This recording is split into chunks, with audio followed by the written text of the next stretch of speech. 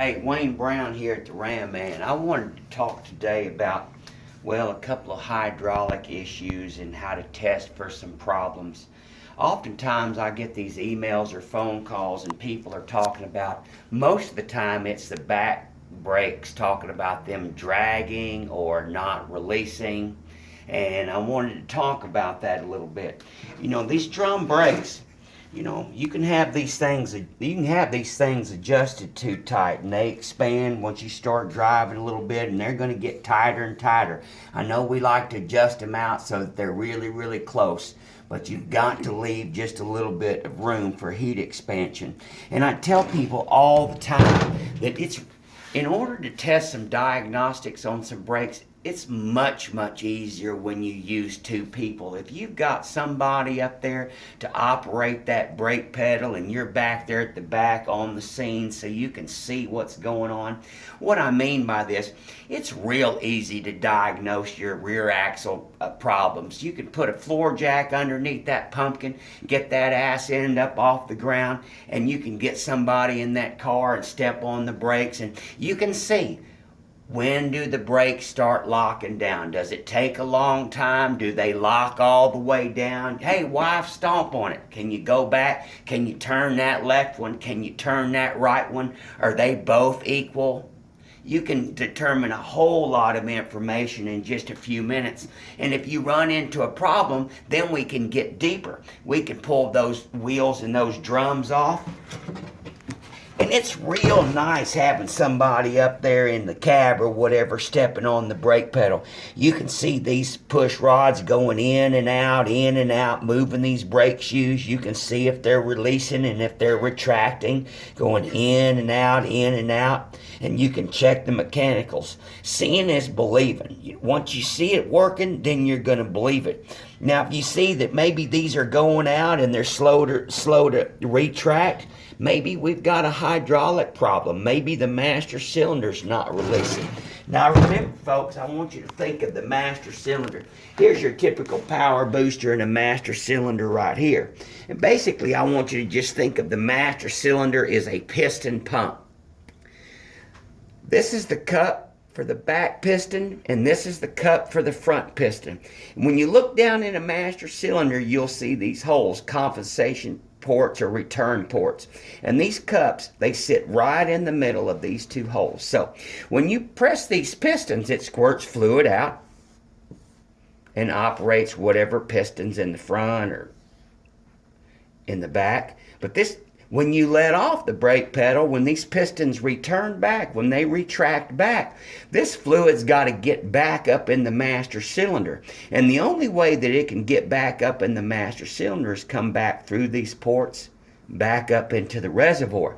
So if these pistons are not retracting back all the way, if these holes are not getting uncovered by these cups, then the master cylinder's maintaining pressure either on the front or on the back, or both. So we want to make sure that that's not happening. Now, if you think that for some reason that you've got a hydraulic problem going on, and for some reason you've got some residual pressure in the system, there's a little check where you can check and see. Let me show you right here on this typical booster and master cylinder. Right here we've got a tandem Bendix right here with your normal master cylinder bolted up. And once again, the only way this master cylinder can maintain pressure is if those pistons are not coming back all the way.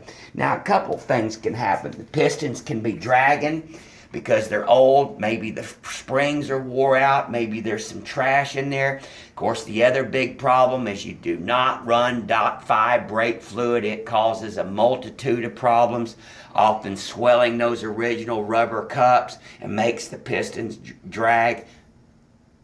Please don't run .5. But now we're going to check on a mechanical problem. And it's not messy, it's real easy to do. If we unscrew these master cylinder nuts and we allow this master cylinder to come off the booster just a little bit. Come off just a little bit, separate. If the hydraulic pressure releases at either the front or the back, it identifies that we've got a problem that we need to attend to, and it is a mechanical problem with the master cylinder and the booster. Here we've got our typical master cylinder with our pistons. So if we release this master cylinder a little bit off of the mounting flange and the hydraulic pressure releases, that usually tells us that this booster front push rod is a little bit too long and we need to shorten it up. Almost all of them have an acorn nut, and it's pretty easy. It's a 3/8, and you can use a 3/8 socket or you can use a wrench, but it usually doesn't take but 2 or 3 or 4 turns. You can grab that booster push rod with a good set of pliers, just like that, and you can turn that acorn nut in and out. So if you turn that thing in a few turns, a few full turns, you can try it again.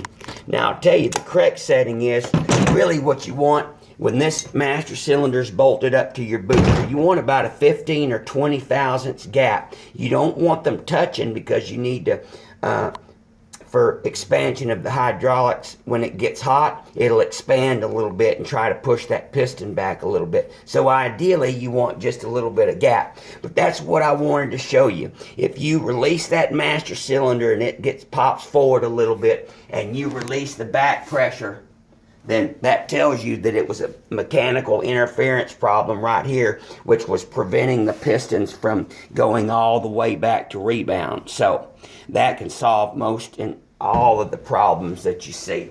So that's what I wanted to discuss today. Just remember that always think of the master cylinder as a hydraulic pump, and the only thing that can maintain pressure in general is the master cylinder. So you can check this interface right here and adjust it as necessary.